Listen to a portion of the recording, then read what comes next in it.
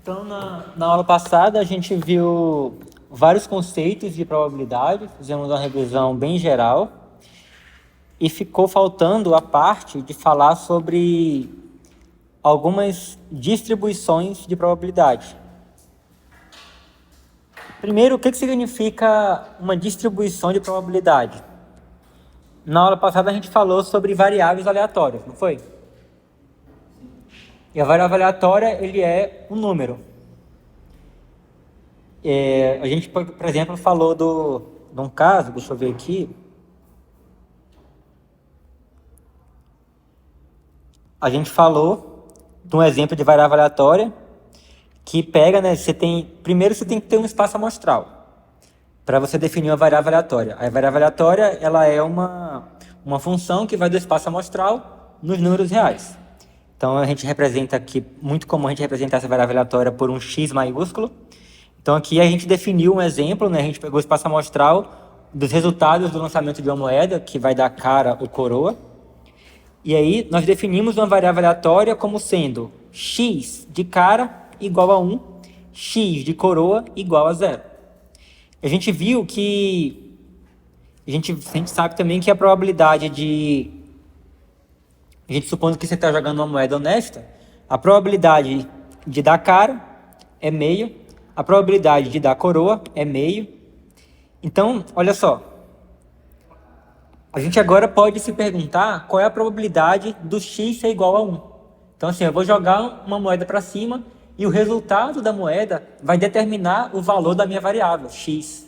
Então, se a moeda der cara, o meu x vai valer 1. Se a moeda der coroa, o meu x vai valer 0. Então, você pode perguntar agora qual é a probabilidade do x ser igual a 1. Aí, normalmente, você escreve assim, ó. Qual é a probabilidade do x ser igual a 1? Mas aí você pode me perguntar, mas a gente não falou que a probabilidade é uma função que associa números a eventos? Por que você está escrevendo x igual a 1 aqui? X igual a 1 é um evento, por acaso? Na verdade, isso aqui é uma forma compacta de você escrever isso aqui, ó. Vou até botar aqui entre chaves, x igual a 1. Isso aqui significa o conjunto de todos os elementos do nosso espaço amostral S. Então, isso aqui é todos os ômegas que pertencem a S que satisfazem o seguinte: x de ômega igual a 1. Então, olha só, isso aqui é simplesmente uma forma abreviada de você escrever esse conjunto aqui, ó, que seria todos os elementos do domínio da x que é elevado no 1. E isso aqui, você observa que isso aqui é um subconjunto de quem? De S. Logo, isso aqui ele é um evento. Então, nesse caso aqui em particular, só existe um único elemento de S, tal que o x desse elemento é igual a 1, não é? Que qual é o elemento?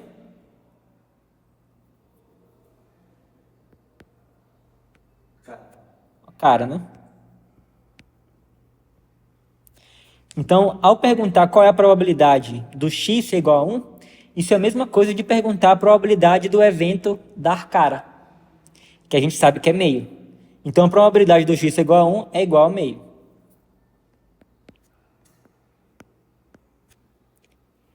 E a probabilidade do x ser igual a 0, isso aqui vai ser o evento deu coroa, que também vai ser meio.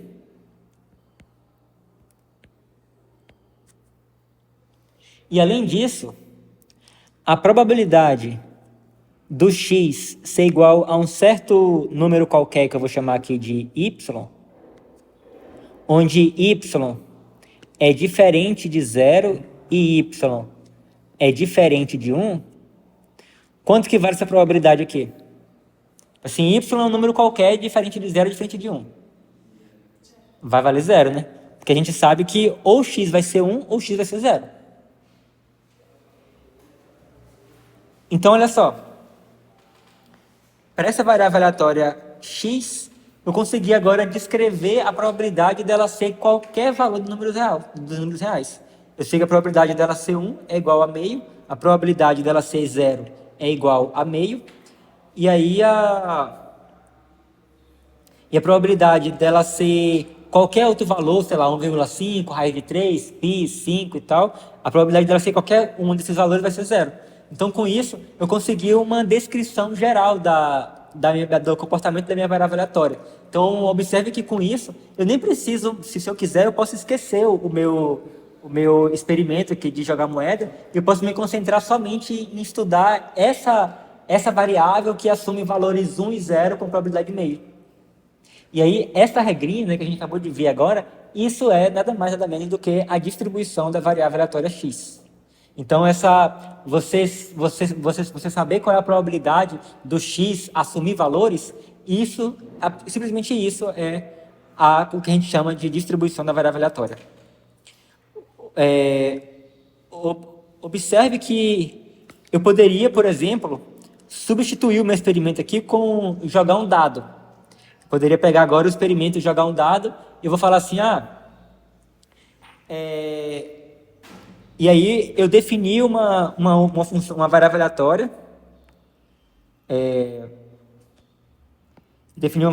que vai valer o seguinte, tipo assim, x, se por um acaso o resultado der 1, isso aqui vai valer 0, se o x for igual a 3, também vai valer 0, se o x for igual a 5, vai valer 0. Se o x for igual a 2, vai valer 1. Se o x for igual a 2, vai valer... se o x for igual a 4... Quer dizer, se o resultado for 4, né, o x de 4 vai valer 1. Se o resultado for 6, o x vai valer 1. Então, beleza. Então, esse x aqui, igualmente do outro que a gente definiu lá em cima, ele só assume dois valores, 0 ou 1. Qual é a probabilidade do x assumir o valor 0? 0. Oi? Meio, né?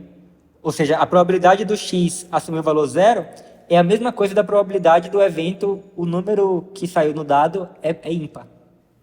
E a probabilidade do x ser igual a 1 também vai ser igual a meio, né?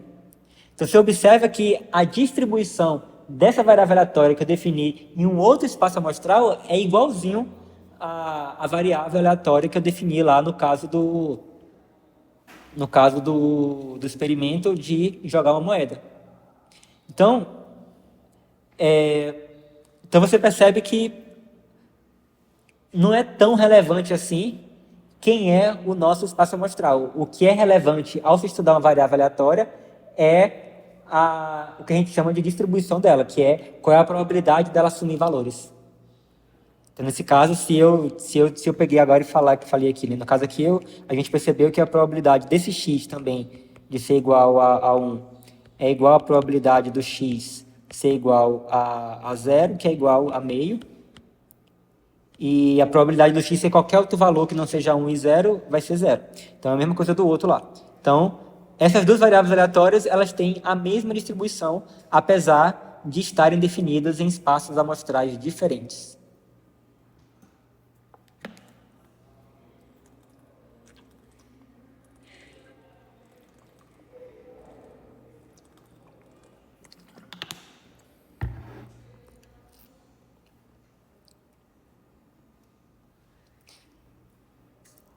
E também eu poderia ter...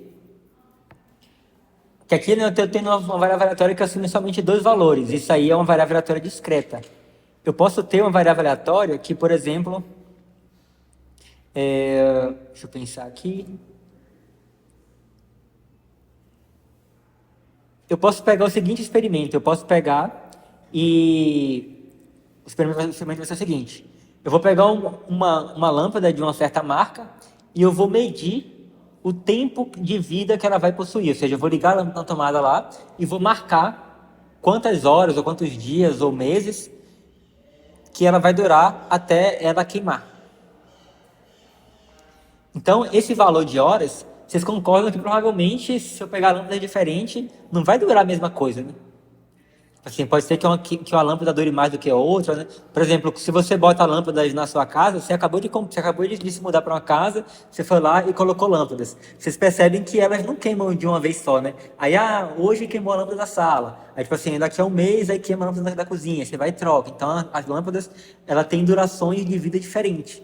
Então, você pode pensar no experimento como sendo: pega uma lâmpada, liga na tomada e mede o tempo de duração dela. Então isso vai te dar um número.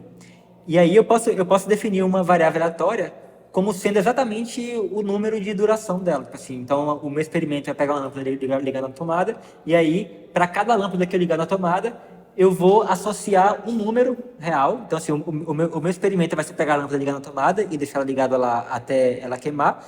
E para esse experimento que eu realizei, eu vou associar um número. Então, eu peguei o elemento do meu estação amostral, que foi ligar a lâmpada e deixar ela ligada lá e até queimar, e associei um número que vai ser o tempo de vida que essa lâmpada vai ter. Então, isso aí eu acabei de definir uma variável aleatória. E nesse caso, a minha variável aleatória, ela não vai ser uma variável aleatória discreta. Tipo assim, não vai ter uma quantidade finita de números que a lâmpada vai durar, ou mesmo uma quantidade inumerável de horas, assim, uma quantidade inumerável de tempos possíveis que a lâmpada é possível durar. Não, tipo assim, pode ser qualquer número real. A lâmpada pode queimar em uma hora, a lâmpada pode vir defeituosa, eu ligar ela na tomada e ela já queimar. A lâmpada pode estar muito boa e ela durar, tipo assim, meses e meses lá a fio. Então, esse valor, ele é um valor que pode ser qualquer número real. Então, nesse caso, que a minha variável aleatória ela pode assumir qualquer valor em um certo intervalo de números reais, a gente fala que é uma variável aleatória contínua. E nesse caso, né, quando você tem uma variável aleatória contínua, você não pergunta a probabilidade da variável aleatória ser igual a 2, por exemplo. Se eu perguntar assim, qual é a probabilidade, se eu chamar de x, a variável aleatória que representa a duração que a lâmpada vai ter antes de queimar, então, se eu perguntar qual é a probabilidade do x ser igual a 2 horas, provavelmente isso aqui vai ser igual a 0. Porque, tipo assim, você pode pegar lá 1 milhão de lâmpadas, provavelmente nenhuma vai durar 2 horas certinha. Pode acontecer de uma durar, sei lá, 2,1, outra durar 1,99 horas, e outros valores quaisquer. Mas, assim, dificilmente você vai ter lá uma que vai durar exatamente 2 horas. Então, a probabilidade de uma variável aleatória contínua ser um único número específico vai ser 0. Então, não faz muito sentido você perguntar a probabilidade de uma variável aleatória contínua ser igual a um valor. Então, normalmente, quando você tem uma variável aleatória contínua, você pergunta a probabilidade dela pertencer a um intervalo. Então, você fala assim, qual é a probabilidade que a duração da lâmpada dure por exemplo, 2 e 3 horas, que a duração da lâmpada seja entre 2 e 3 horas. Aí, isso aqui provavelmente vai ser um valor maior do que 0. Então, quando você tem variáveis aleatórias contínuas, você pergunta a probabilidade da variável aleatória pertencer a intervalos. Quando você tem uma variável aleatória discreta, você pergunta a probabilidade da variável aleatória ser igual a valores específicos. Então, beleza. Então, isso aqui foi uma noção rápida do que é uma distribuição, né? Então, assim, e aí no caso da variável aleatória contínua, esses valores aqui, né? Se você pegar aqui o conjunto de todos os possíveis intervalos e calcular essas probabilidades, esses valores vai te dar justamente a distribuição dessa variável aleatória contínua. Normalmente, o que você faz é calcular a probabilidade de um intervalo bem específico, que é um intervalo de menos infinito até um número qualquer, e aí você pergunta a probabilidade de uma variável aleatória x ser menor ou igual do que um certo valor yzinho. E aí você faz essa pergunta aqui para todos os possíveis valores de y reais. Então, essa lista de valores, né, isso aqui vai te dar uma função, que nada mais é do que uma função de distribuição, fzinho de y. E aí, essa função aqui, ela está simplesmente descrevendo como que a variável aleatória ela se comporta. Qual é a probabilidade da variável aleatória assumir certos valores. Então, isso é uma distribuição de probabilidade. E aí, dito isto, nós temos várias distribuições bastante famosas. Por exemplo, nós temos a distribuição de Bernoulli, que é uma distribuição que é um tipo de variável aleatória que a gente acabou de ver, que normalmente é uma variável aleatória x, tal que a probabilidade da variável aleatória x ser igual, ela assume apenas valores 1 e 0, então a probabilidade do x ser igual a 1 é igual a um certo número p entre 0 e 1, e a probabilidade da variável aleatória x ser igual a 0 é igual a 1 menos p. Então, se uma variável aleatória x ela tem essa distribuição aqui, a gente fala que ela é uma distribuição de Bernoulli. E aí agora nós vamos ver aqui a distribuição binomial. Como é que se comporta uma variável aleatória para a gente dizer que ela tem distribuição binomial? Uma variável aleatória x, ela tem distribuição binomial se para cada número k variando de 0 até n, então eu tenho n mais 1 possíveis valores, a probabilidade da variável aleatória ser igual a esse k é dado por essa formulazinha aqui, ó, que vai ser n escolhe k vezes p elevado a k vezes 1 menos p elevado a n menos k. Onde é que a gente utiliza esse tipo de variáveis? Digamos que, por exemplo, eu seja um jogador de basquete e eu tenha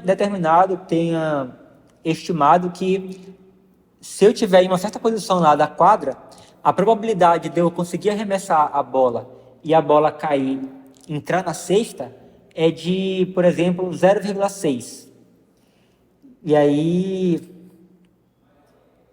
eu quero saber o seguinte: qual é a probabilidade de eu arremessar 20 bolas? Assim, dado que a probabilidade de eu arremessar uma bola e eu acertar é de 0,6, qual é a probabilidade de, ao arremessar 20 vezes, eu conseguir fazer exatamente 12 cestas? Aí, se eu quiser calcular isso, eu vou calcular essa formulazinha aqui, vai me dar justamente essa probabilidade. Então, essa probabilidade de eu acertar exatamente 12 cestas, isso aqui vai ser igual a o número de arremessos que eu vou fazer, que vai ser 20, escolhe o número de acertos que eu quero calcular a probabilidade, que é 12, vezes a minha probabilidade de acerto, que é 0,6, elevado a quantidade de acertos que eu quero fazer, que é 12, multiplicado por 1 menos 0,6, que vai dar 0,4, elevado a 20 menos 12, que vai dar 8. Então, ao calcular esse número daqui, isso aqui vai me dar exatamente a probabilidade de eu fazer exatamente 12 acertos. E aí, se você pegar e somar isso aqui, esse número, com k variando de 0 até n, o que você vai obter como resultado dessa soma aqui é exatamente 1. Isso significa que o x, com probabilidade 1, ele vai ser o número de 0 até n.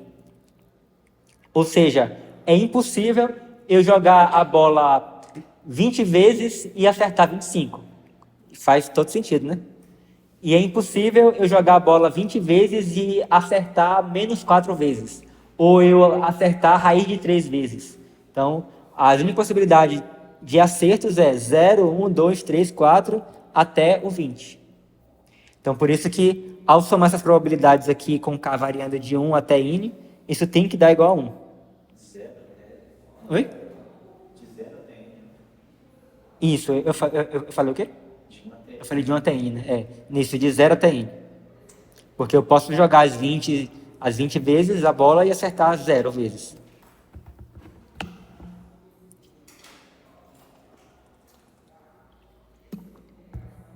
Na verdade, se for eu que estiver jogando a bola, é bem provável que aconteça isso, que eu acerte 0 vezes. Nesse caso, se eu tenho uma variável aleatória desse tipo, se eu pegar agora, então assim, esse exemplo que eu joguei a bola lá 20 vezes. Supondo que eu seja um ótimo jogador de basquete, que realmente a probabilidade de eu acertar seja de 60%. Então, se eu pegar e fizer o seguinte experimento, o meu experimento irá consistir em jogar a bola 20 vezes. Então, eu fui lá, joguei a bola 20 vezes e eu anotei a quantidade de acertos que eu fiz. Aí depois eu fui lá e joguei a bola mais 20 vezes e anotei a quantidade de acertos que eu fiz. Depois eu fui lá, joguei a bola mais 20 vezes e anotei a quantidade de acertos que eu fiz. E eu repito esse procedimento, sei lá, umas 1000 vezes. E para cada uma dessas 1000 vezes que eu arremesso 20 vezes, eu anoto a quantidade de vezes que eu acertei. Então, eu tenho que... Se eu pegar agora todos esses valores de acerto e eu calcular a média desses 1000 números que eu calculei, a minha média vai ser exatamente 20 vezes 0,6. Ou seja, 12 vezes. Então, a minha média de acertos vai ser 12. Então, na média, eu vou acertar 12 vezes. Então, algumas horas eu vou acertar mais do que 12, outras horas eu vou acertar menos que 12, mas na média, a cada 20 arremessos eu vou acertar 12 vezes. Inclusive, a forma de você estimar a probabilidade, né, como sendo 0,6, é justamente essa. Você faz esse experimento várias vezes. Você vai lá, arremessa 20 vezes, anota o resultado de acerto que você fez. Arremessa mais 20 vezes, anota esse resultado de acertos que você obteve. E aí eu faço isso, por exemplo, umas 100 vezes. E aí eu fui lá e obtive lá uma lista lá de 100 números. Aí eu pego esses 100 números e calculo a média. Então eu tenho que essa média, que eu vou chamar de M, ele vai ter que ser igual ao número de arremessos, que é 20, vezes P. Então, se eu isolar o P, eu vou obter que o P é igual a M dividido por 20. Então, ao calcular essa média, que vai ser o número que eu vou conhecer, e dividir esse número por 20, eu vou ter uma estimativa de qual é a minha probabilidade de acerto cada vez que eu arremesso. Então, é assim que a gente estima a sua probabilidade de acertos. Isso é um experimento meio que complicado, porque provavelmente, conforme eu for fazendo os experimentos de arremessar a bola 20 vezes, eu devo ir melhorando a minha taxa de acerto, porque vai ser um treinamento. Eu vou tá. Mas assim, supondo que você não consiga ter uma melhora significativa ao arremessar 20 vezes, ao arremessar, por exemplo, 100 vezes de 20, então a gente pode ter uma estimativa que a sua média vai ser mais ou menos aquela mesma. Mas tudo isso não passa de estimativa. Inclusive, você pode medir a sua velocidade de melhoria. Você pode medir como que essa probabilidade de acertos evolui conforme você realiza o experimento. Beleza, então a gente tem que a média dessa variável aleatória vai ser dada por n vezes p, onde p é a probabilidade de sucesso, e a variância é dada por n vezes p vezes 1 menos p. Então, esse é um exemplo de distribuição discreta, uma variável aleatória discreta. E nós temos a distribuição de Poisson. O que é a distribuição de Poisson? A distribuição de Poisson, ela modela o número de eventos que ocorrem em um intervalo fixo de tempo ou espaço com taxa média lambda. Por exemplo, digamos que você trabalha em uma empresa de telecomunicações e você trabalha em alguma empresa no setor que recebe telefonema dos clientes. E aí você pega agora e você mede todos os dias quantas ligações que ocorrem entre 9 da manhã e 10 da manhã. Então, todos os dias você vai lá e mede. Você vai lá e começa a contar. Tipo assim, 9 e 2 da manhã, alguém ligou. Você beleza, então eu tive uma ligação. 9 e 13 da manhã, outra pessoa ligou. Então, você teve mais uma ligação. E aí você faz isso e você conta a quantidade de ligações que você teve entre 9 e 10 da manhã. E aí você faz isso todos os dias. E aí é claro que provavelmente todos os dias você vai ter uma quantidade diferente de ligações. Né? Assim, vai ter dia que você vai ter mais ligações, vai ter dia que você vai ter menos ligações, mas aí o número de ligações que você recebe, ele tem o que a gente chama de distribuição de Poisson. E essa probabilidade, por exemplo, se pergunta assim, qual é a probabilidade de você ter exatamente, você ter exatamente 7 ligações entre 9 e 10 da manhã. Aí essa probabilidade você consegue calcular utilizando essa formulazinha daqui, que vai ser dado por E, onde esse E aqui é o número de Euler, elevado a menos lambda, vezes lambda elevado a K, onde K é o número de ligações que você quer calcular a probabilidade, dividido por K fatorial. E aí esse lambda aqui, você vai estimar ele, que nem a gente estimou a probabilidade de eu fazer uma cesta lá uma cesta de basquete no arremesso. Como é que eu vou fazer? Eu vou justamente pegar, durante 100 dias consecutivos, todos os dias eu vou contar o número de ligações que eu vou receber de 9 a 10 da manhã e vou anotar. Aí depois que passou esses 100 dias, eu calculo a média de ligações que você teve. Então assim, eu somo todos os números de ligações e divido tudo por 100, eu vou obter a média de ligações diárias que você recebe de 9 a 10 da manhã. E aí, essa média é justamente o valor de lambda.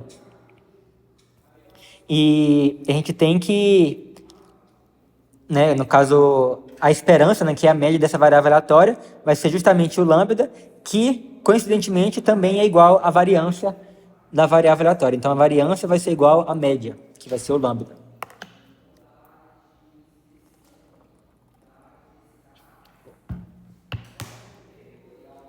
Então aqui eu tenho um outro exemplo de variável aleatória discreta, só que aqui essa variável aleatória, ela existe infinitos valores que ela pode assumir. Tipo assim, quando eu falo no exemplo de fazer 20 arremessos, com certeza o número máximo de arremessos é 20. Não tem como fazer mais do que 20 acertos se eu arremessei apenas 20 vezes. Mas você não tem como colocar um limite de ligações que você pode receber entre 9 e 10 horas da manhã. Tipo assim, não existe, eu tenho certeza que não vai ser mais do que 100 ligações. Você pode até pegar na prática e ter uma estimativa que normalmente não ligam mais do que 10, mas a única coisa que você sabe é que a probabilidade de ser mais do que 100 ligações é baixíssima, é muito baixa, mas você não pode ter a garantia de que não vai existir um dia em que vai ter mais de 100 ligações naquele dia. Então, esse aqui é uma variável aleatória que ele pode assumir qualquer número natural, de 0, 1, 2, 3, e assim por diante. Mas apesar dele poder assumir um número infinito de valores, ainda assim ela é uma variável aleatória discreta. Porque os possíveis valores que pode assumir, na verdade, é o conjunto dos números naturais, que é um conjunto enumerável. Então, por isso que é discreto. Então, novamente, quando você tem uma variável aleatória discreta, você descreve a sua distribuição como sendo a probabilidade do x ser igual a cada um dos possíveis valores que ele pode assumir. Beleza. Agora vamos ver alguns exemplos de distribuições contínuas, variáveis aleatórias contínuas, de distribuição contínua. Então, um exemplo muito clássico, assim, muito utilizado, também muito famosamente em programação, é a distribuição uniforme. Como é que é essa distribuição? Você tem uma variável aleatória que ela pode assumir qualquer valor entre A e B. Mas só que por que a gente fala que é uma distribuição uniforme? Bom, em primeiro lugar, ela nunca vai ser maior do que B e ela nunca vai ser menor do que B. Ela sempre vai ser um número no intervalo fechado AB. Mas por que a gente fala que ela é uniforme? Significa que se eu pegar qualquer pedacinho desse intervalo de mesmo tamanho, a probabilidade da variável aleatória estar em qualquer um desses intervalos de mesmo comprimento vai ser igual. Ou seja, por exemplo, eu tenho aqui o intervalo AB,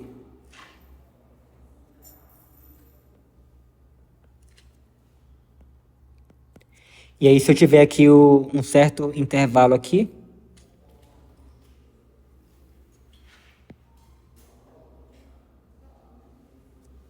e aí eu tenho um outro intervalo aqui de mesmo comprimento. Então significa que se esses dois subintervalos aqui, eles têm o mesmo comprimento, um com relação ao outro, então a probabilidade da variável aleatória estar nesse intervalo é igual à probabilidade da variável aleatória estar nesse outro intervalo aqui. Então, não importa onde você pegar o subintervalo, se ele tiver o mesmo comprimento, a probabilidade do x estar lá vai ser igual. Então, tipo assim, você não tem nenhuma parte desse intervalo AB que é favorito a variável aleatória ter mais chance de cair lá. Então você tem uma coisa, por isso que a gente fala que a variável aleatória ela é uniforme, a distribuição dela é distribuída uniformemente. Então você não tem uma preferência. E aí o que acontece? Quando você tem variáveis aleatórias, quando você tem distribuições contínuas, você costuma descrever a sua distribuição da variável aleatória, como é que essa variável aleatória se comporta, através da sua função densidade. Apesar de eu ter falado aqui em cima sobre utilizar a função de distribuição, mas você também pode utilizar a função densidade. Na verdade, normalmente a gente utiliza a função densidade. Mas assim, na verdade são duas coisas equivalentes. Na verdade, inclusive a função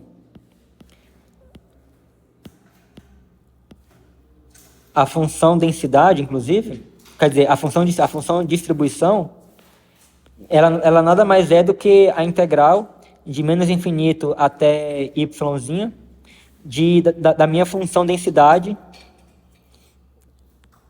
em x dx. Então você tem uma forte relação entre a função de distribuição e a função densidade. Na verdade, se você observar, né, a função densidade ela é a derivada da função de distribuição. Quando a gente fala função de distribuição, você está falando da acumulativa, né? Isso, exatamente.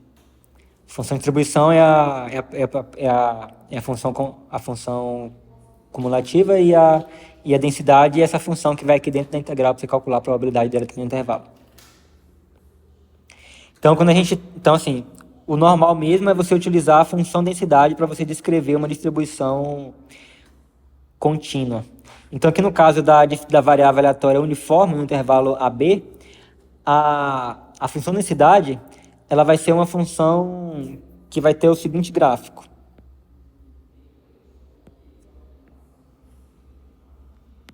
Então, você tem um intervalo AB. E aí você vai ter um número aqui no eixo vertical, que vai ser o número 1 sobre B menos A. E aí o que acontece? Você vai ter aqui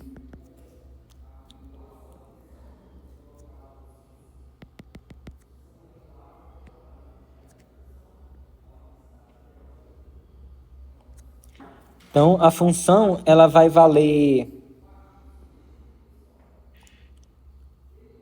a função densidade vai ser constante igual a 1 sobre B menos A se o x estiver entre A e B, e fora desse intervalo ela vai valer zero. Então você vai ter aqui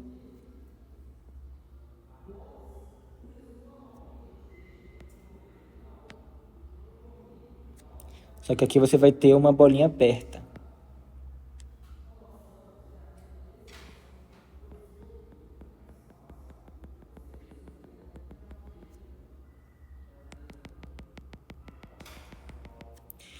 Então esse vai ser o gráfico da função densidade da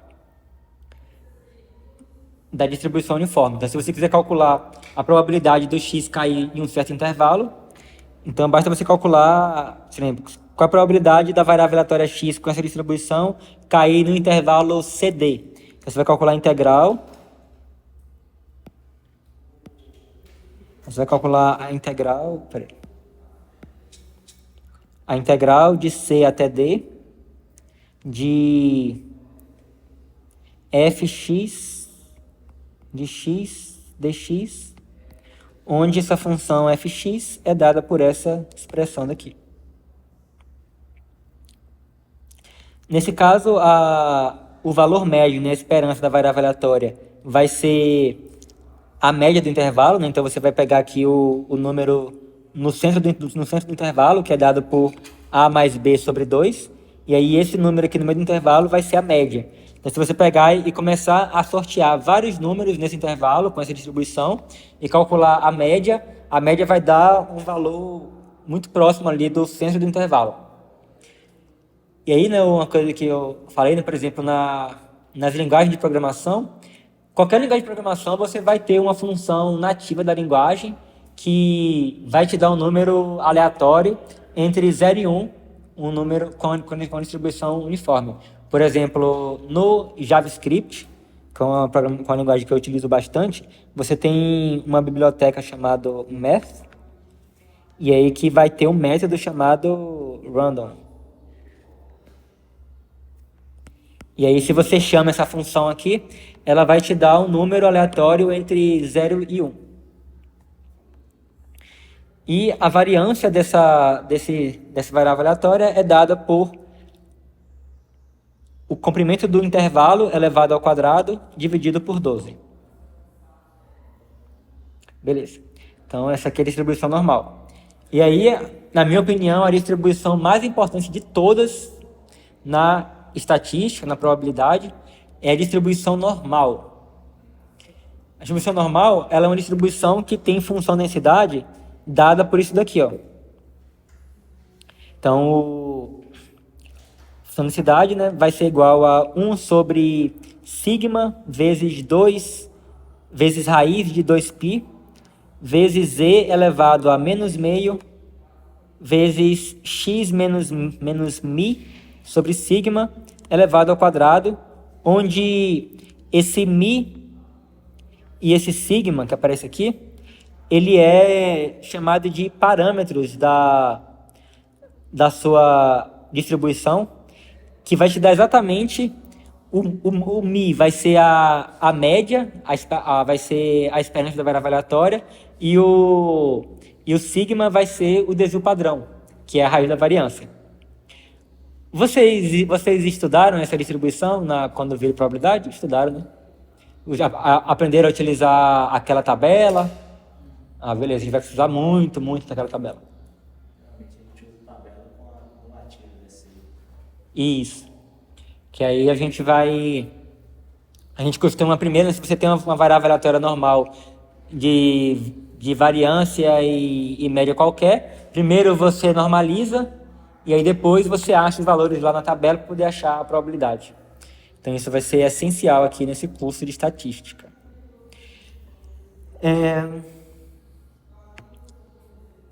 Então a gente tem que o gráfico, né,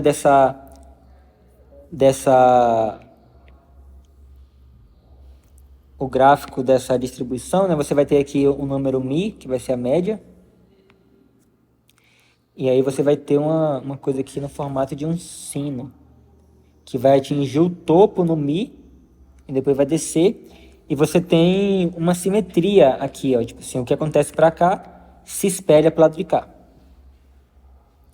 E aí se você quiser, por exemplo, calcular a probabilidade dessa variável aleatória estar num certo intervalo, por exemplo, intervalo, digamos que eu tenho aqui um C aqui e um D aqui, a probabilidade dessa variável aleatória ela cair nesse intervalo daqui vai ser dado pela integral dessa função aqui de C até D, que vai me dar exatamente essa área daqui.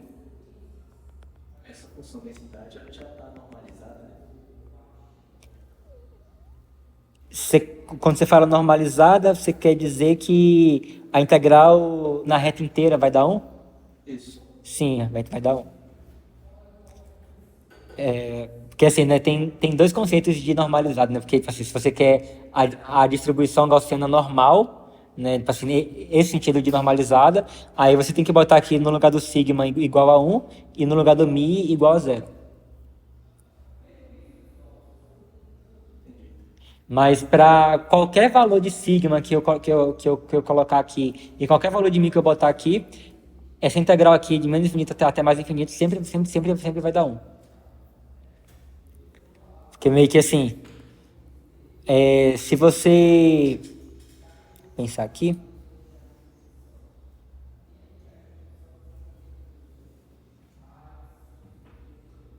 Não, esquece o que eu ia falar. Mas assim, aí quando se você quer agora calcular a probabilidade da variável aleatória estar entre o intervalo C e D, vai calcular exatamente a área que está abaixo do gráfico aqui, que é dada pela integral. E aí, normalmente, a gente tem uma tabelinha que mostra a área desse D aqui para trás, até menos infinito, e você tem um número lá na tabelinha que mostra a área daqui para trás. Então, essa área daqui vai ser dada por essa área aqui inteira, menos essa área daqui. Então, ao subtrair esse pedaço daqui, o que vai sobrar é exatamente isso daqui. Então, é assim que a gente calcula a área de uma variável aleatória normal cair num certo intervalo. E aí, uma outra distribuição contínua é a distribuição exponencial. Lembra do experimento que eu falei da gente calcular o número de telefonemas que a gente recebe no intervalo de 9 a 10 da manhã? Digamos agora que eu comece agora não só a contar o número de telefonemas, mas, tipo assim, cada vez que eu recebo um telefonema, eu ligo um cronômetro para poder marcar quanto tempo vai levar para poder receber o próximo telefonema. Então, eu começo a marcar o tempo que leva entre cada telefonema. Esse tempo vai ser vai ser um número aleatório. Em cada momento você vai ter um tempo diferente entre os dois telefonemas, mas o tempo vai ser aleatório e pode ser um número real qualquer, né? Tipo assim, você não vai ter lá, tipo assim, vai ser simples, vai ser sempre, por exemplo, um número inteiro de minutos. Não, pode dar 2,3 minutos, 2,7777 minutos, pode dar 5 minutos, 10 minutos, raiz de 3 minutos, pode dar qualquer número real, a duração desse intervalo de tempo. E aí o que acontece? Essa duração, né, tipo assim, então para cada intervalo de tempo você vai ter uma duração lá. E aí, se você quer agora modelar, né, tipo, se você quer encontrar a distribuição dessa variável aleatória que mede o intervalo de tempo entre cada ligação, a gente chama essa variável aleatória, a distribuição dessa variável aleatória, como sendo distribuição exponencial. E essa distribuição ela vai ter uma função densidade dada por f de x igual a 0 se x for menor do que 0. Isso aqui significa que a duração, né, entre duas ligações nunca vai ser um número negativo. Você vai medir uma duração entre dois eventos. Isso vai ser sempre um número maior ou igual do que 0. E essa função de densidade aqui vai ser igual a lambda vezes e elevado a menos lambda x, se x for maior ou igual do que 0. Então, por exemplo, se você quer calcular, uma vez que você lá, né, primeiro durante 100 dias, você contou o número de ligações que você recebia entre 9 e 10 da manhã. Aí você foi lá e calculou a média, e essa média você chamou de μ. Você chamou de μ. Ou melhor, de lambda, você numerei lambda. Você chamou de lambda. Aí agora, você pode ter certeza que, se você quiser calcular a probabilidade de você receber a próxima ligação, se você acabou de receber uma ligação, a probabilidade de você receber a próxima ligação em menos de 1 minuto vai ser dada pela integral de 0 até 1 desse lambda que você calculou, vezes z elevado a menos lambda x, dx. Então, isso aqui vai te dar a probabilidade de você receber uma ligação em até 1 minuto. Se você quiser saber qual é a probabilidade de você ficar pelo menos 1 minuto sem receber ligação nenhuma, basta você calcular a integral de 1 até mais infinito de lambda vezes z elevado a menos lambda x, dx. Isso aqui é para você saber qual é a probabilidade de demorar pelo menos 1 minuto para você receber a próxima ligação. Então, com isso aqui você consegue modelar, você consegue calcular a probabilidade de você de você determinar o intervalo de tempo que vai levar para você ter a próxima ligação. Então, isso é a distribuição exponencial.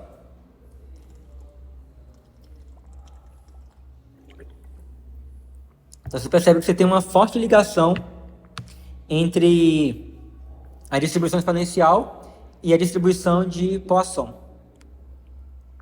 E aí, o tempo médio de espera que você vai ter que esperar para poder receber uma ligação é dado por 1 sobre lambda, onde lambda é o número médio de ligações que você recebe naquele intervalo de tempo, e a variância vai ser dada por 1 sobre lambda ao quadrado.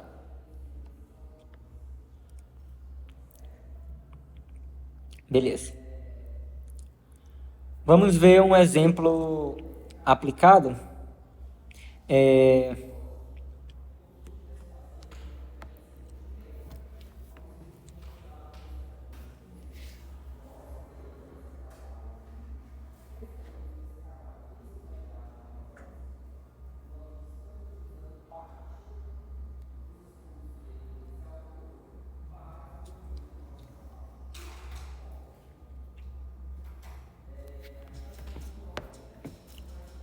Então, por exemplo, você tem aqui uma fábrica, ela produz peças com taxa de defeito 2%. Ou seja, toda vez que ela produz uma peça, tem 2% de chance dessa peça sair defeituosa. Se 100 peças são selecionadas aleatoriamente, qual é a probabilidade de que exatamente 5 peças sejam defeituosas? Então aqui, né, apesar da gente falar, quando a gente define a distribuição binomial, a gente fala assim, P é a taxa de sucesso. Mas esse sucesso não quer dizer necessariamente uma coisa boa. Tipo assim, sucesso é o evento que você quer medir a probabilidade. Então aqui no caso, nesse caso aqui, o sucesso seria a peça apresentar defeito. Então aqui nesse caso, o nosso P, que seria a taxa de sucesso, é dado por 0,02. E aí o número N, que é o número de peças que eu quero analisar a quantidade de peças defeituosas, aqui nesse caso é 100, e o número de peças defeituosas que eu quero calcular a probabilidade é igual a 5. Aí usando a formulazinha para distribuição binomial, você tem que a probabilidade de você ter exatamente 5 peças defeituosas no meio dessas 100 vai ser dada pela probabilidade do x é igual a 5, igual a 100 escolhe 5, vezes 0,02 elevado a 5 vezes 0,98 elevado a 95. Provavelmente você vai utilizar algum aplicativo específico, alguma linguagem de programação, para poder calcular esse número daqui, porque você não vai calcular isso aqui na mão, né? E nem se você pegar isso aqui e multiplicar por ele mesmo 95 vezes, provavelmente uma calculadora normal vai mostrar 0 para você, porque vai ser um número muito próximo de 0. Então, aí acaba que esse número aqui é muito grande, vai acabar compensando isso. Enfim, o ideal é você fazer essa conta aqui por inteiro, utilizando algum aplicativo específico para isso. Na verdade, não dá esse valor, dá aproximadamente 0,146. 0,1 ponto quanto? 0,146.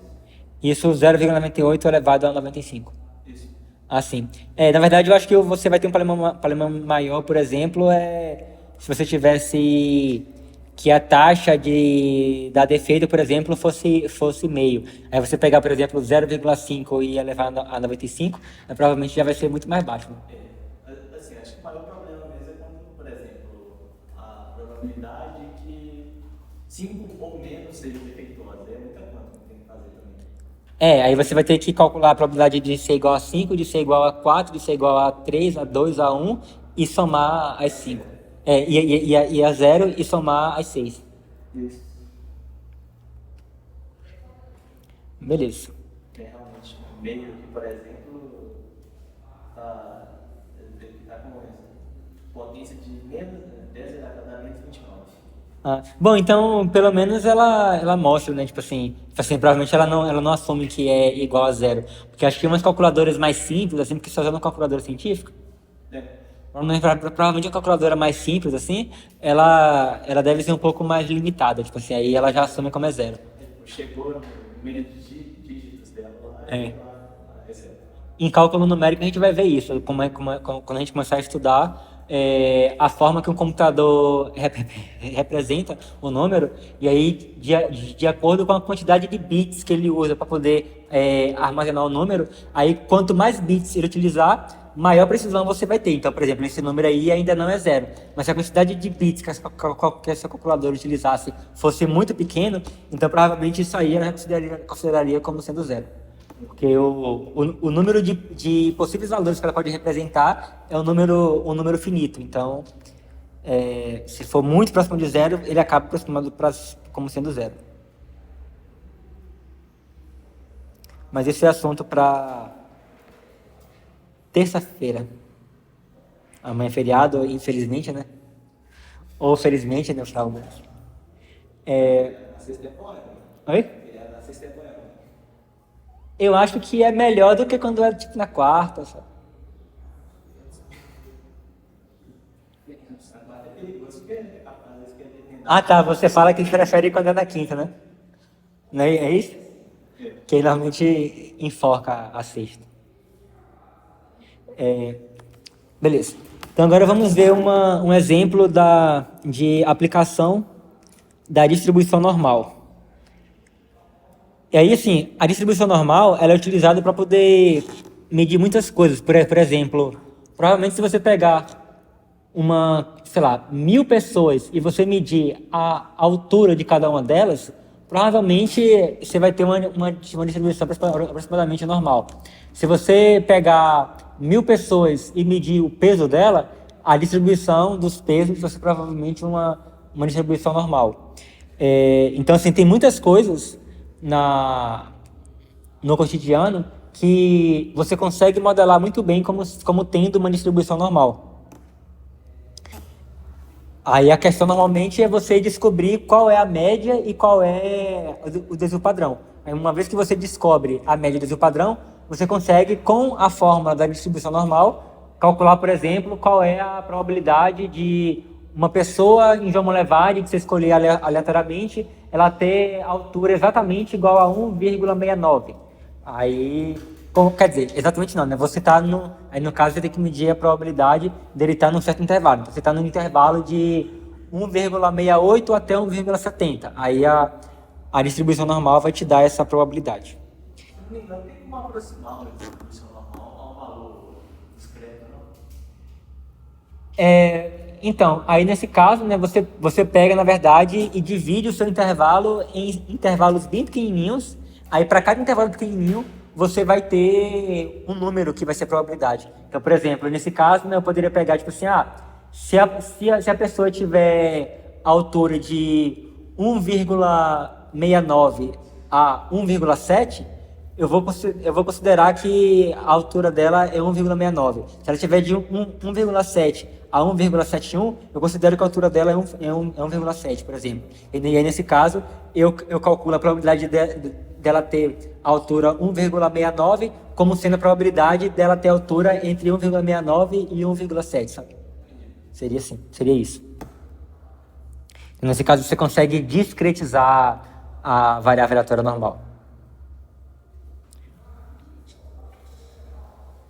Beleza, nesse exemplo aqui a gente tem que o tempo de vida de um componente eletrônico é normalmente distribuído com média de 500 horas e desvio padrão de 50 horas. Qual é a probabilidade de que um componente dure mais de 600 horas? Mais de 600 horas. Então, se você tem uma variável aleatória x e o que você quer medir qual é a probabilidade. Qual é a probabilidade do x ser maior do que 600? Então, para isso, né, como você tem aqui uma variável aleatória de distribuição normal, mas que não está normalizada, não é a normal padrão, então você precisa você cria uma nova variável aleatória z, e aí você faz o z como sendo x menos mi sobre sigma. Ao fazer isso aqui, então assim, eu estou obtendo uma nova variável aleatória, fazendo uma operação com a variável aleatória original. E aí, Então, quando eu falo que a está normalizada, a ideia é perguntar se já havia sido feita essa mudança de variável. assim, não, lá não tinha não. Aí, quando você faz isso, aí você acaba virando o sigma igual a 1 e o mi igual a 0. Então você faz isso aqui, né? E aí, o que acontece? Você perguntar a probabilidade do x ser maior do que 600 é a mesma coisa de você perguntar do z ser maior do que 600 menos a média mi sobre o desvio padrão 50, que é igual a 2. Então, ou seja, essa probabilidade aqui é igual à probabilidade da z ser maior do que 2. E aí você utiliza a tabela lá, né, para poder você descobrir qual vai ser o valor. E o valor vai ser aproximadamente 0,0228. Então, a probabilidade de que esse componente dure mais do que 600 horas é de apenas 2,28% aproximadamente. Beleza, então isso aqui foi o final da revisão de probabilidade. E agora nós vamos de fato iniciar o curso de estatística.